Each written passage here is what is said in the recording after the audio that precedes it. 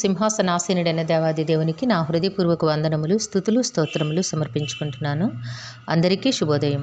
ఈ దినాన మహోన్నతుడైన దేవాది దేవుడు నీ కొరకు సిద్ధపరిచిన వాక్కు, ఒకని ఎడల ఒకడు దయగలిగి కరుణా హృదయులై క్రీస్తునందు దేవుడు మిమ్మను క్షమించిన ప్రకారము మీరును ఒకరినొకరు క్షమించుడి. దేవుని నామమునకు మహిమ కలుగును గాక. ఈ మాటలు ఎఫెసీ పత్రిక 4వ అధ్యాయము 32వ వచనంలో వ్రాయబడి ఉన్నవండి. ప్రియమైన నేస్తమా, నీ దేవాది దేవుడి దినాన నీకు ఒక చక్కటి గుణమును కూర్చి విషదపరుస్తూ ఉన్నారు. నీవు ఎట్టి లక్షణములను కలిగి ఉండవలనో నీ దేవుడు నీకు అనుగ్రహిస్తూ ఉన్నారు. నీవు దయగలిగి కరుణాహృదయము గలవానివై క్రీస్తునందు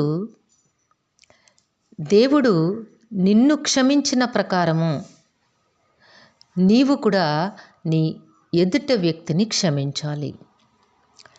ఎందుకు అంటే, మనుషుల అపరాధములను మీరు క్షమించిన ఎడల మీ పరలోకపు తండ్రియు మీ అపరాధములను క్షమించును. సో నీ అపరాధములు క్షమించబడాలి. దేవుని ఆశీర్వాదములకు నీవు వారసునివి కాగలగాలి అంటే నీవు కూడా నీ పట్ల అపరాధము చేసిన వారి యొక్క అపరాధములను క్షమించవలెను. ఇది దేవుని ఆజ్ఞ. కాబట్టి నేస్తమా, జీవితంలో ఎన్నెన్నో ఎదురుపడుతూ ఉంటాయి.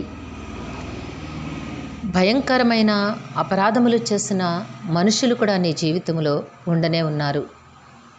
అయినప్పటికీ క్షమించుట నీకు తప్పదు. ఎందుకంటే నీ సృష్టికర్త అయిన దేవాది దేవుడు నీకు ఇచ్చిన ఆజ్ఞ. ఆయన ఆజ్ఞాపించిన రీతిగా నీవు నీ శత్రువుని క్షమించి తీరాల్సిందే. ఎందుకంటే ఎప్పుడు నీవు దేవుని మాటను విని వారిని క్షమించగలుగుతావో అప్పుడే దేవుని ఆశీర్వాదములకు నీవు దగ్గర కాగలుగుతావు.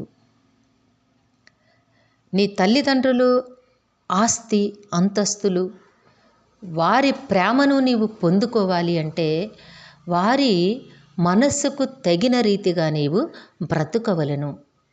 అట్లా ఉన్నట్లయితేనే వారి యొక్క సమస్తమును కూడా నీవు వారసత్వముగా పొందుకోగలుగుతావు. లేదు, నీవు వారికి చాలా విరుద్ధ భావములతో విరుద్ధ నియమములతో నీవు బ్రతుకుతూ ఉన్నావనుకో, వారు నిన్ను దేనినైతే నీవు పొందుకోవాల్సిందో వాటికి దూరం చేస్తూ ఉంటారు. కానీ ఇక్కడ దేవాది దేవుడి దినాన నీ పట్ల కరుణ కలిగిన దేవుడై ఉన్నారు, ప్రేమ కలిగిన దేవుడై ఉన్నారు గనక నీకు ఈ వాక్కును బోధిస్తూ ఉన్నారు. నేస్తమా, నీవు క్షమించు.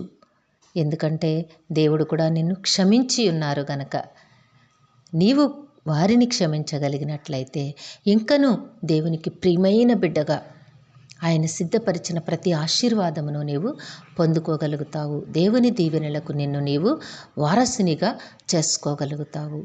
అర్హతను నీవు ప్రకటన చేసుకోగలుగుతావు దేవుని దగ్గర. కాబట్టి నేస్తమా, ఎంతటి ఘోరమైన అపరాధము చేసిన వానినైనా నీవు క్షమించు. దేవుని ఉన్నతమైన ఆశీర్వాదములకు నీవు అర్హునివి కాగలుగుతావు. దేవుడు తప్పకుండా నిన్ను అట్టి ఉన్నతమైన మార్గముల యందు జీవింపచేస్తారు. దేవుడు నిన్ను దీవించి ఆశీర్వదించునుగాక. ప్రార్థన చేసుకుందాము. సమస్త ఆశీర్వాదములకు కారణభూతుడైన తండ్రి, మీ ఘనమైన నామమునకు వందనములు. మీ బిడ్డకు మీరు ఇచ్చిన వాక్కును బట్టి స్తుతులు సమర్పించుకుంటున్నాము. మీరిచ్చిన వాక్కు ప్రకారము జీవించగలిగే యోగ్యత మీ బిడ్డకు ప్రసాదించమని మీ కాళ్ళు పట్టి వేడుకుంటున్నాము. మా ప్రియులందరినీ వారి కుటుంబములను మీ దివ్య హస్తములకు అప్పగించుకొంచున్నాం తండ్రి. అందరికీ పరిపూర్ణమైన ఆరోగ్యమును, నాయన రక్షణను, దీర్ఘాయుష్ను, నెమ్మదిని ప్రసాదించండి. పరీక్షలు రాస్తున్న బిడ్డలకి నాయన ఆరోగ్యమునిచ్చి, జ్ఞానమునిచ్చి, ప్రతి ప్రశ్నకు సరైన సమాధానం ఇన్ టైంలో రాయగలిగే కృపను ప్రసాదించండి. ఈ దినము పుట్టినరోజు, వివాహదిన మహోత్సవములు జరుపుకొంచిన బిడ్డలందరికీ మీ ఆశీస్సులు, దీర్ఘాయుష్ను అనుగ్రహించి మీ కృపలో జీవింపచేయమని సమస్తమును మీ దివ్య హస్తములకు అప్పగించుకుంటూ ఈ ప్రార్థన యేసయ్య నామములో అడిగి వేడుకొనుచున్నాము తండ్రి. ఆమెన్. జీవాధిపతి అయిన దేవుడు మీ కుటుంబ జీవితంలో ఉన్నతమైన ఆశీర్వాదములు అనుగ్రహించి మిమ్మును ఆయన నామ మహిమ కొరకు జీవింపచేయునుగాక. Amen, amen, amen.